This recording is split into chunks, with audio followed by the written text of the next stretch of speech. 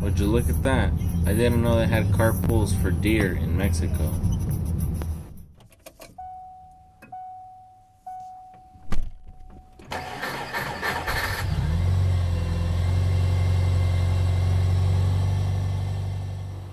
Welcome back to the nightclub, guys. As you know, I'm your host, Night Wrencher. Now, today I'd like to continue the vlog series, and today I'd like to show you the progress that I've made on the 1973 Dodge Charger that we've been working on. Last week we were working on the gas tank. You can go ahead and see it in the background.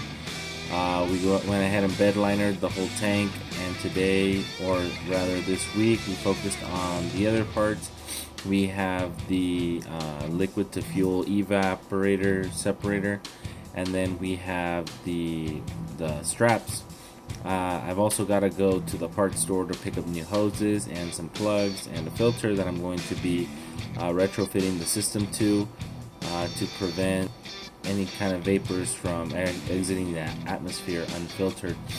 So we're going to go ahead, and every part that we remove basically is getting a paint job, everything from a sanding, and then moving on to the same etching primer that we've been using on the gas tank. So now we've went ahead and etching primered pretty much all the parts and decided to give everything a nice paint job.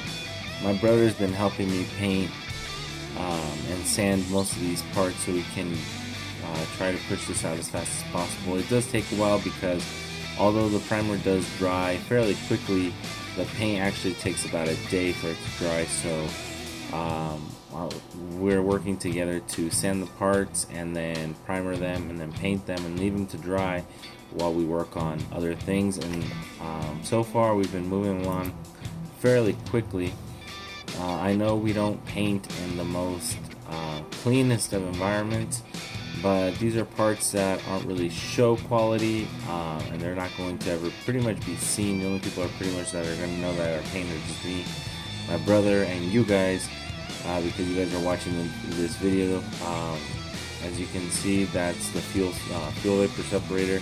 No one's ever going to see that, but it was a little bit rusty and a little bit dirty. Since I am working on that, I had my brother go ahead and sand it down, and I went ahead and gave it the whole treatment with the etching primer and then a nice coat of paint. That way, to prevent any kind of rust, and if I ever decide to power wash the underbody, the dirt will just go ahead and fall off instead of sticking to it and create more of a mess than it needs to. After that, I went ahead and hanged it just like everything else. Overall, it came out to a pretty nice paint job. Looks almost OEM, or how you would buy it at the parts store. My brothers went ahead and started sanding down all the mounts that support the transmission. I believe in my last video I did talk about me removing the transmission and having it rebuilt. So this time before we assemble it, we're painting all the supports. All the suspension that was removed is getting painted, and everything's going to be painted with a single stage black paint. As you can see, I'm right there painting the main cross member that holds the two torsion bars in place, and this is actually a pretty big job because it's got a lot of old oils and grease that just didn't want to come off. So aside from just sanding it, I also had to clean it up with paint thinner or acetone prior to actually painting this one. This one was probably the hardest piece to paint because of all the curves and crevices that it had, and it just made my life a little bit harder, and it took a lot longer than we'd hoped. But eventually I did get it done, and although it took a little bit of time and effort, it was pretty much worth the wait. It's pretty important to have all the pieces that you are about to paint, to have them thoroughly cleaned and have the oils removed. The best way to do that is to heat them with a torch, a propane torch. A handheld torch works fine, to heat up to the point where the metal will start sweating out the moisture and the oils, and the rest of the grease will just burn off.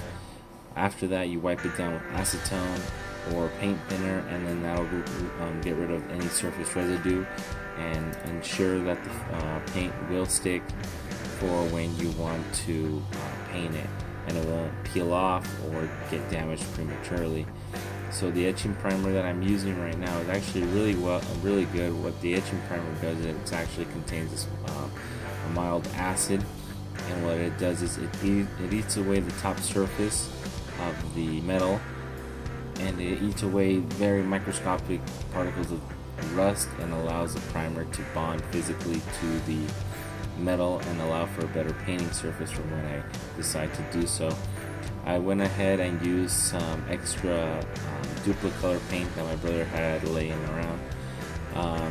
Pretty much I just went ahead and used my single stage hardener along with the black paint and mixed it, thinned it with acetone, and hung everything up and just pretty much went to town painting it.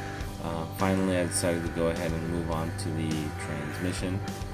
I got it rebuilt in a shop about half an hour away. It cost right around $450.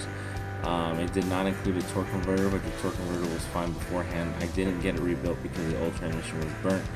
I got it rebuilt because there was something wrong with the valve body, and while we were there we decided to have the transmission rebuilt. While the guy was tearing it apart, he was giving me messages and informing me of what was done already to the transmission, and he informed me that the transmission had already had a performance rebuild done once before, and we had no idea. We've had the car for about 20 years and we've never messed with it, so apparently sometime before we had it the transmission was rebuilt, but apparently it wasn't done very well, and a lot of the clutches had a lot of wear, which we did see. Some of them were actually warped, and some were actually black, and so none of the tolerances were held in check, and actually parts of the valve body were actually damaged to the point where you weren't able to properly upshift due to the kickdown not working properly. So he was able to take care of everything that we needed done to the transmission. He went ahead and fixed the shift kit that had in it, had set the proper tolerances for the new clutches, and tested everything and made sure everything was okay.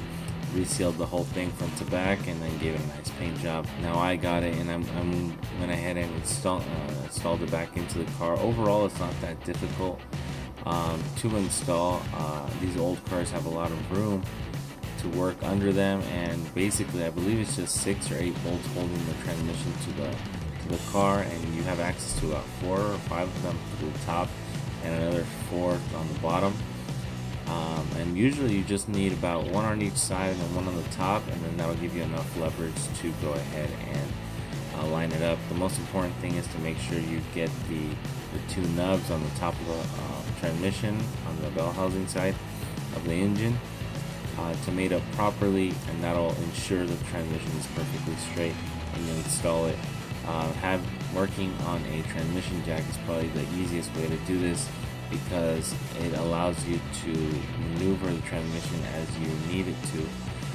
As soon as I got everything lined up and straight, I went ahead and tightened up the torque converter to the flex plate, and I was able to basically, without having to touch the engine, I was able to just go ahead and tighten 1 bolt one at a time, and when I got to the end of one, I was able to turn it and move on to the next one. The 727 is actually a fairly simple transmission, and it's not that big, so you actually have a lot of room to maneuver around to do everything you need to do because of the sheer simplicity of its design. After I got that taken care of, I went ahead and dropped the transmission jack and kicked it out of the way, and I decided to set up all the linkage for it, and nothing was missing. I spent a little bit of time on there and also inspecting all the wires and all the connectors, making sure I don't have to go ahead and take it apart later. I do like to have everything assembled, check it once, and never have to check it a second time because of a leak, or because the car won't start, or because we have another problem down the road. So before I actually finish bolting the transmission up completely, I will go ahead and do a double check before things get sealed up. Overall, the process wasn't too terrible. It wasn't that difficult to get everything where I needed it to be. And overall, I thought, aside from the heat, everything else came out pretty smoothly. So that pretty much wraps it up for what I did this week. You guys keep an eye out on the next video that I'm going to be putting out for the next video log, and hopefully I'll be able to get out a video on new project, and especially the charger, where I'll be able to show off what it is, what I have inside, what I've done, and how it runs, and all the little things that I've been able to do, so you guys can actually get associated to the car that's been in these videos. So keep an eye out for that. Once again, I'd like to thank you guys for supporting me and watching my videos. I know right now my views are down, and that's probably because of the hiatus that I have, but I know I will be able to get out content that you guys like. If you like these kinds of videos, go ahead and give the video a like. If you have something to say, you're more than welcome to put something in the comment section. I'm always willing to hear what you guys have to say, and I'm always interested in ways to better help my channel, other than the things that I've already been doing. So thank you very much, and I hope to see you guys next time. Night Wrencher out.